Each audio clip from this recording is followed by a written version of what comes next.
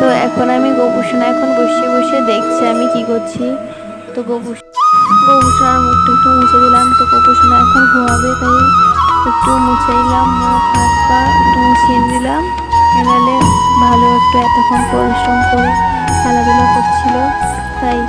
তো এরপরে গোপুসোনাকে বিছানাতে নিয়ে চলে যাবো। গোপুসোনা একটু গলা একটু ভালো মনে করে তো বিছানাতে চলে গেল গোপুসোনা নিজে নিজে। দেখতেই পাচ্ছ একটা বালিশ দিয়ে দিলাম, তারপরে দিলাম 5 বালিশ, তারপরে হচ্ছে গোপুসোনা 5 বালিশ দিয়ে দিলাম। এরপরে গোপুসোনার গাছে দিলাম, তো দিলাম এরপরে গোপুসোনা ঘুম করিয়ে দিলাম। তো এরপরে